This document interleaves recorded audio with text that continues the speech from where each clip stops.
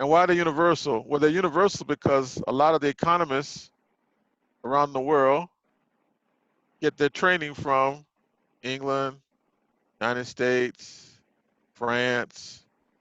You get the point, right? The former, particularly, former colonies get their training from the colonial state, colonizing states.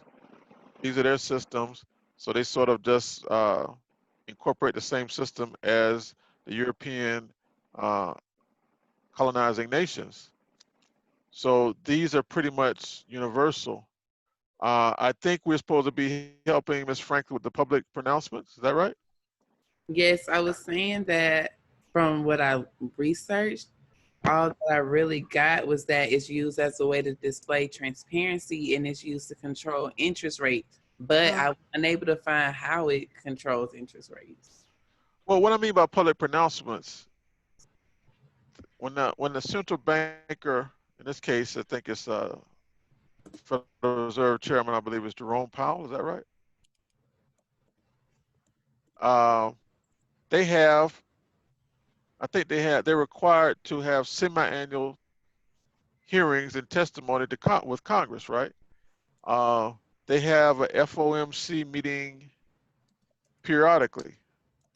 Is it once a month? Is it once a quarter? But they have periodic FOMC meetings, and that's where they make determinations about monetary policy. So they issue uh, what might be termed a communique. In the communique, investors are looking for signals in the communique, right? And so what I mean by public pronouncements, let's say in a previous communique that they said something about monetary policy is going to continue to be accommodative. However, we are wary, or we're placed an eye on the potential inflationary impact of our current monetary policy, right? Well, let's say at the next meeting, if they remove that language, people are saying, So they're trying to sense a change in their stance. You follow me? They can signal their intentions. And because they wield so much power, people will respond. I mean, economic actors will respond to the pronouncement as if they've actually done something, because they read into the pronouncement the potential that they will do something, change the policy somewhat, tweak it a little bit, or some continuation of the current policy. So that's why I'm saying the public pronouncements of the central bank have power and can move the markets. If they then come and say, well, uh, while we continue to have an accommodative monetary policy, we are planning. Um, we're in the process of planning how we will ease the monetary will contract, or be less accommodating over the next several quarters.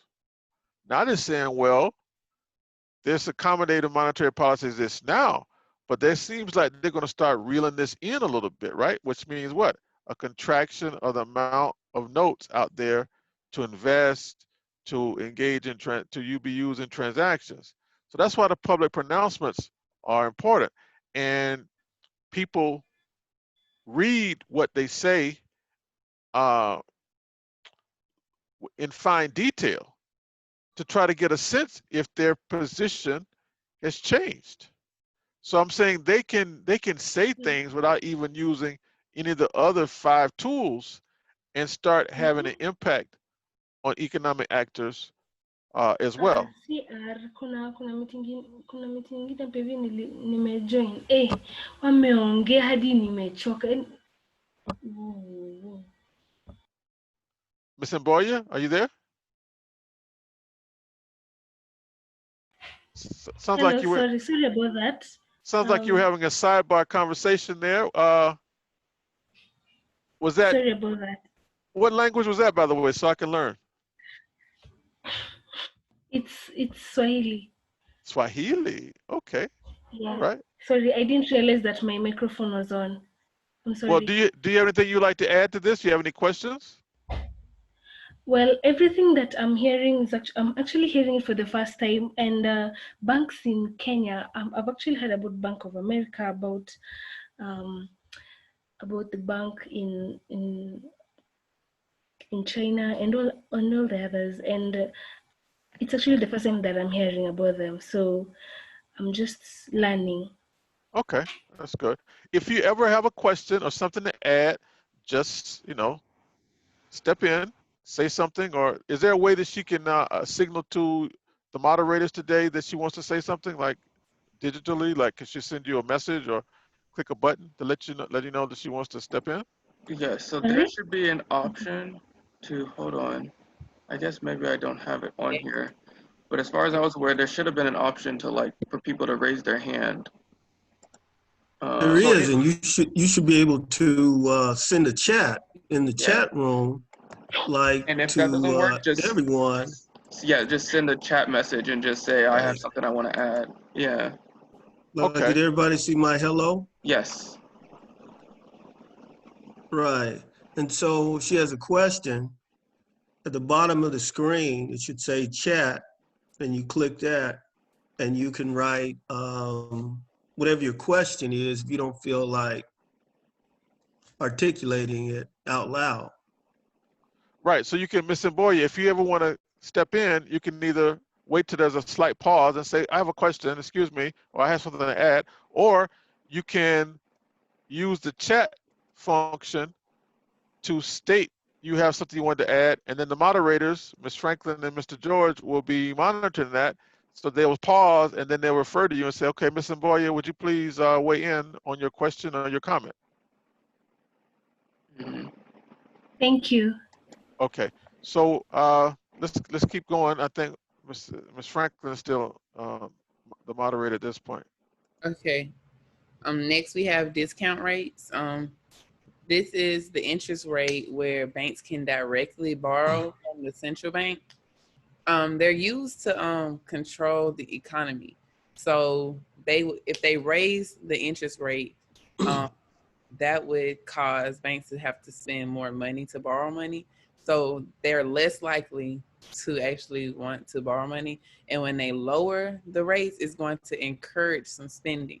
And so you would you would raise the rates if if the economy is overstimulated and we need to slow it down, and you would lower the rates to encourage it if it's not moving fast enough. Um, is there anything you want to add? Because that's all I have about discount rates. The one thing I'd add is, and I want you all to have this in your notes, the discount rate is a particular type of lending facility. Literally, when you say discounting, the discount rate is when you bring to the central bank some sort of paper,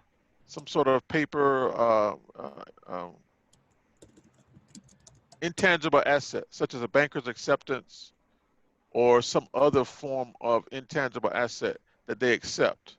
And so essentially, you'll give this or you'll pledge this particular asset, intangible asset, as collateral for that loan. So the discount rate is a particular type of lending facility. And what that would mean is, let's say you've got a letter of credit, which Mr. Boyd, you're probably very familiar with because of international trade. So international trade, you have letter of credit. So you have the credit of the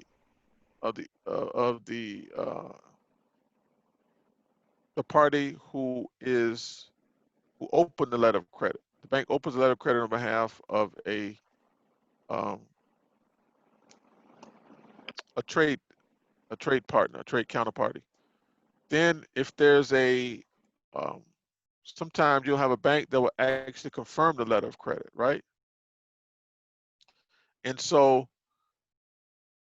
the bank, as the confirming party or holder to some degree of the letter of credit, uh, you can create what's called a banker's acceptance. So the banker's acceptance would be another bank actually that would actually it's called banker's acceptance is called three ways out credits.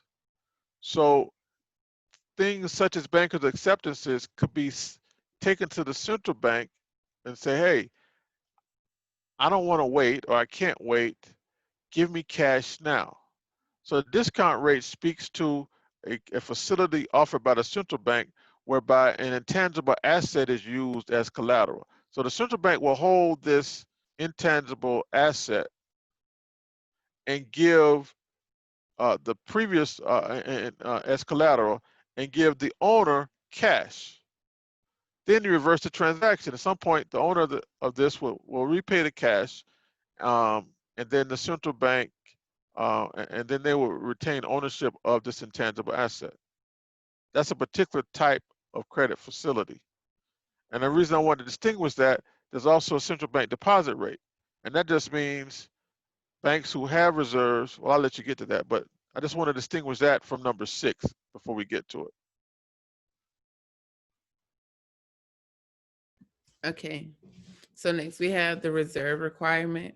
This is the amount of funds that a bank must have at the end of each night.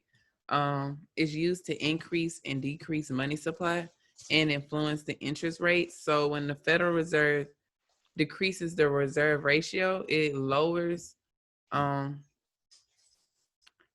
amount of cash that banks are required to hold in reserve. So that allows them to make more loans to consumers and businesses, which will increase the nation's money supply, and it expands the economy. In theory. Okay, yeah. In theory. In reverse, if the reserve ratio is increased, it would increase the amount of cash that they have to keep, which would decrease the amount of money that they're able to loan. The reason I said in theory is because the Federal Reserve has lowered the reserve requirement to 0, but the economy still, the GDP still contracted, right? There's still a contraction, and that means the economic activity in the United States shrunk. It didn't expand from where it was, it shrunk. Mhm. So that's why I said in theory, that's what it's designed to do. But in this case, it didn't. But the key thing to understand is that the reserve requirement is designed to manipulate the amount of Federal Reserve notes or currency that's available to be utilized for transactions, to be utilized for loans. That's the key thing to understand. And it's one of the tools of the central bank. Go ahead. Okay, so next we have open market operations, and that's where Naje comes in. Okay. Okay. So open market operations is one of the main ways that the Federal Reserve, um, which would be referring to the US, but it's one of the main ways that central banks and the Federal Reserve kind of affect the money supply in the short term. Um, so what they do is they buy and sell securities on the open markets. Typically, this is in the form of bonds. And from what I understand, who they're buying and selling from is other commercial banks. Is that correct? Well, they're buying and selling. They would use commercial banks or investment banks sometimes to actually engage in the buying and selling as their agents Mm-hmm. for their account. Sometimes Okay. I guess they could actually, in theory, do it themselves. But I mean, yes, they generally use uh, these other institutions as agents for the purchase and sale of these securities. Uh, the purpose of the open market operations is, again, it's a way of, let's say if a bank owns bonds, Yeah. right? If the Fed decides to buy bonds at advantageous prices to the banks that hold these bonds, it's an incentive to the banks to do what? To sell them. To sell them. When the bank sells bonds to the Fed, what does it get in return? It gets money, No, or it not gets money. not Federal not Reserve money, notes. but it gets Federal Reserve some type of notes. currency. Yeah. Federal Reserve notes. And those Yes. Federal Reserve notes that the bank gets, it now has more liquidity on its books to be able to do what? To loan. To loan. To loan. Or to be used perhaps to meet the obligations that it has, right? Yes. It may have obligations to meet. selling those bonds are allowed to meet those obligations. Conversely, if the Fed decides to sell securities at a cheap price or at a price that's attractive, what is it doing then? Then it's trying to get banks to buy. It's trying to get banks to buy those securities, so that because it's trying to get What? its money. It's trying to get its currency, its banknotes back, like its reserves back, Well, essentially. it's trying to pull Federal Reserve notes away from Yes. the economy. Yes. Okay, so that's a policy tool. There's another Yes. open market operation that people don't speak about. Um, Historically, it has been buying securities. Government, United States government issued securities primarily. They in the Great Financial Recession or whatever you want to call it, they expanded it to increase to also include mortgage-backed securities, which are not they're mortgage-backed. They're not backed by the federal government. Uh, so initially, it was primarily federal government issued debt or securities. They've expanded it to include um, some years ago, they started buying mortgage-backed securities issued by private entities. They've now expanded uh, in response to the COVID-19 situation, they've now expanded it to include buying corporate bonds, bonds issued by Amazon, Google. Not saying that those are the ones they bought, but just saying private entity bonds that aren't backed by anything. Mhm. They're just debentures, right? We're going to talk about the different kind of securities, but they're debentures. They're good as the credit quality of the entity. That's Yes. what backs them. The credit quality, the willingness and ability to pay back, to repay, is the security of these particular bonds. As opposed to the mortgage bonds, there is an underlying group of assets that are that the bonds are backed by, in addition to the credit of the issuer. And so they've endeavored to do some different things. I think they're even looking at using ETFs in the open market operations. That's also a relatively new development. ETFs being exchange traded funds.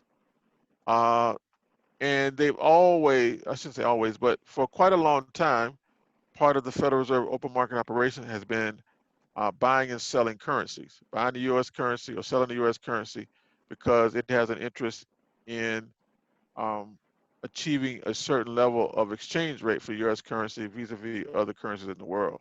Mhm. So currencies and securities they bought and sold in open market operations for quite a long time.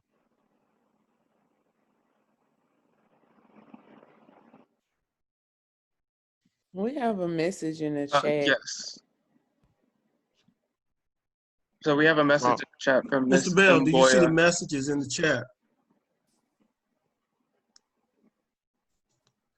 uh, Primarily, she wants to know how long is the meeting going to last? oh, the moderators have to tell me that. How much longer do you think? Well, if we can end it at, let's see, I don't know when this recording is going to end, but I think we could end it at 11. Maybe seems like a good time. Like I don't want to take up too many hours. Well, why don't you Uh, respond back to her and ask her how much time does she have? Because we're trying to get her to tell her Miss Emboria, we're trying to get you. I think one of your main interests was you wanted to get the parts that deal with starting your own company, and that really gets started at J, I guess. Um, we start talking about the types of entities that you can choose from to yes. use as a basis for your company. Or really, you could say H because it talks about common stock, preferred stock. All those things are elements of starting a company. What do you guys think? How much longer would it take you to get down to K? Well, Uh, we've been covering two classes in one. yeah. And those classes lasted an hour and a half each. Actually, I think it's 3 classes. Right.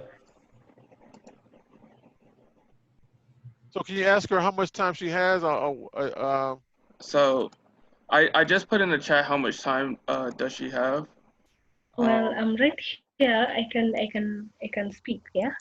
okay, So I'm yes. sorry. I'm sorry. okay. So right now in Kenya it's about 5:13 p.m. and it's about this time that women responsibilities and all that stuff. So I have about 20 minutes. Okay. Yeah. So I Well, one would of really the things. appreciate. Okay. Here's what what we'll do, Miss Mboya. We'll continue as we're going now, right? Yeah. But this session is being recorded, right? Yes. Right. So at the time you have to leave, we will be able to have the recording that we can share with you. Yeah. I would Yeah. really appreciate that. So we can do that. We can do two things. We can do that. Um, Yeah. or what we can do, if you still want to be able to participate actively in the meetings, what we can Yeah. do is we can make another date, if you're available any other day in the week, and we can continue this, um, and record those sessions. Because I do want to hopefully have you as an active part in this meeting so that you can ask questions and stuff. So what we can do is, if Yeah. you're available on, like, if you're available either during the week or Friday or Sunday, um, we can get together again like Another this. another And option would be is that you could share with her. We could share with her the notes that you put together for this yes, presentation, right? Yeah. That will be But, very but helpful. We could share the notes with her and share the video as we continue beyond her active participation in the Zoom today. Is that fair? That's much fair. okay. Okay. So let's go. Hmm? Where are we now? Mr. Bickley, did you have something? well, I think, and from my conversation with you, Mr. Bell, you talked about not taking, when people put aside a certain amount of time that they expect that it's going to be, that's what it should be. So if you say every Saturday morning we're going to meet for an hour and a half, that's what it should be. Because when you ask a person in front of everyone, you kind of put them on the spot where they don't want to say, I want to hold everyone up.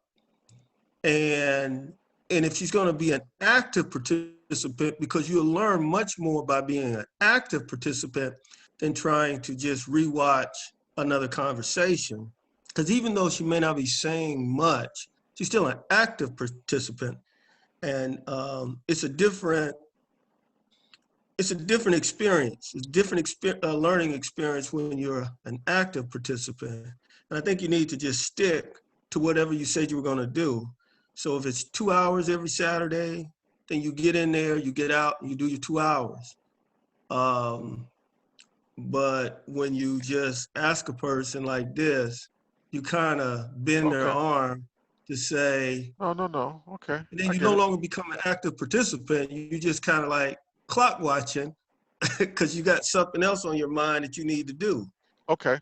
Well, that's why I offered the second solution, as we can meet again and do this again, because like you said, we did say that this was maybe like at most going to last like 2 hours, maybe like from 8:30 to 11 Eastern time. Let's just say, for example, that was around the You time see, period that's that we two and a gave half it. hours. Hmm?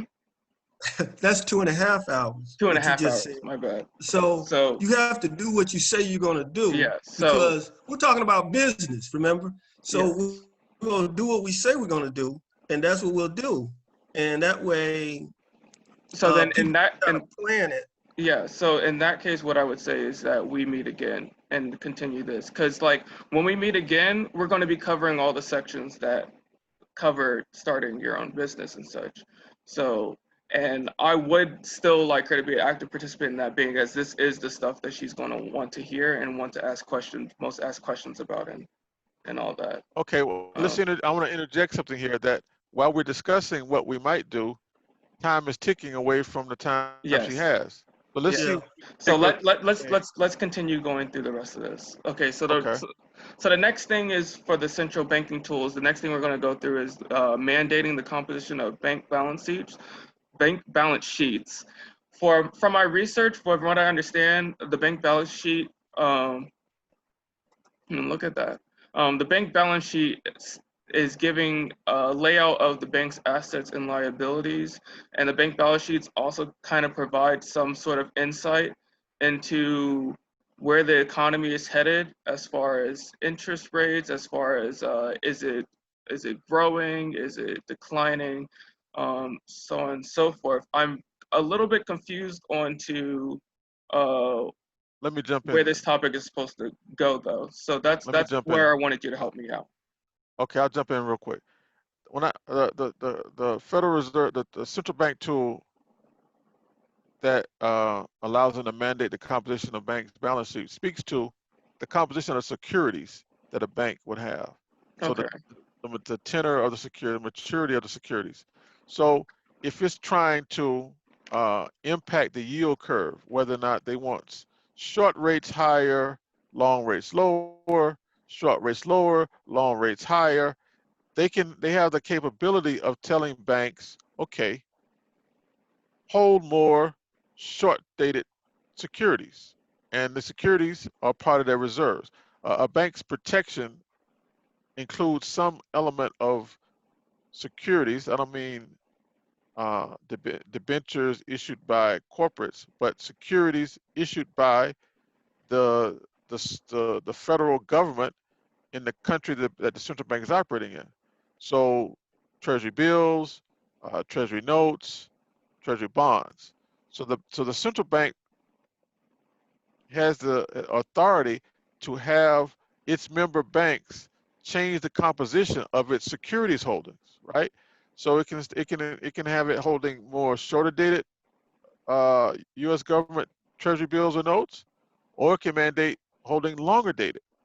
And those measures are designed to create a change in the yield curve. Yield curve meaning uh, look at a x like xy axis graph, right? Hmm. Where you have time, and then let's say time is the x-axis, and the actual yields in numbers, percentage-wise yields, let's say percentage yields on the securities will be on the y-axis. So if you want the shorter dated treasuries to trade at slightly higher yields compared to longer dated, then you just mandate that the composition of the balance sheet be composed more of medium to longer term treasury securities.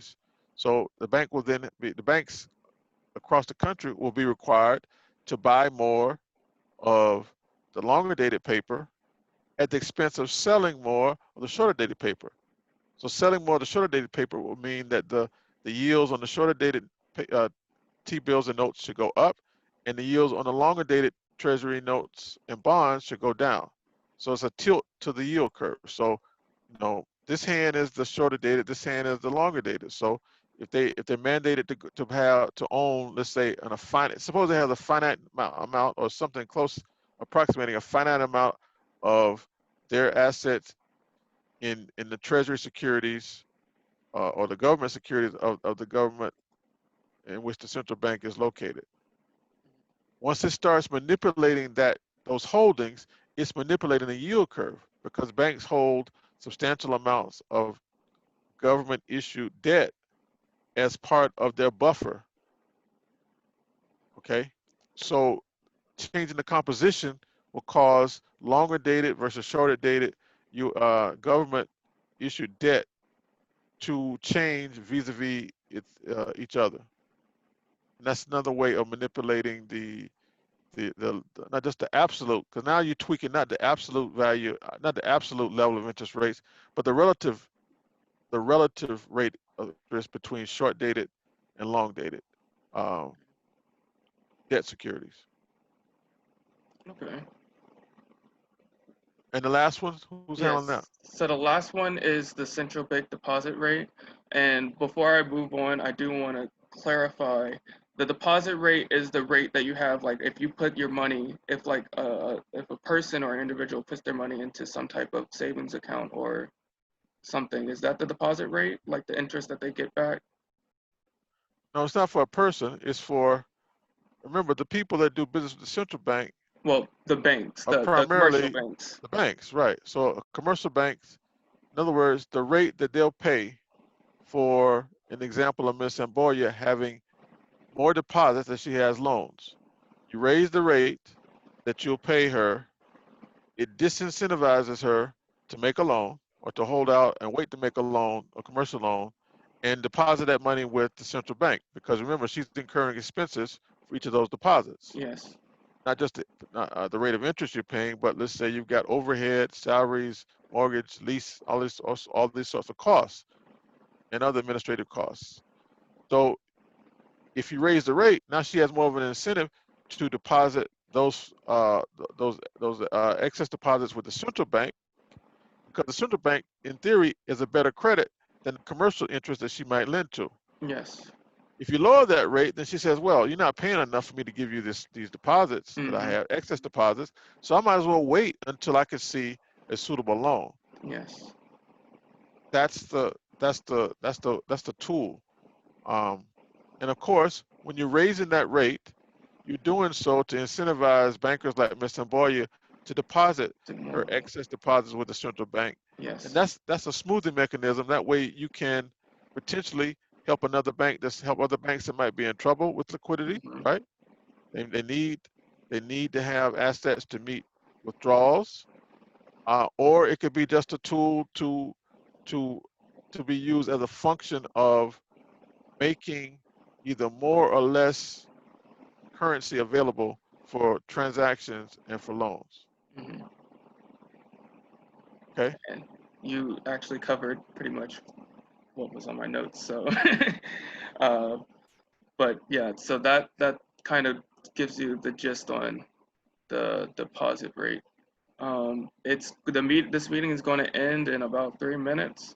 Why don't somebody jump in and cover monetarist theory or the Keynesian theory of interest rates? Do you want us to do that right now within 3 minutes?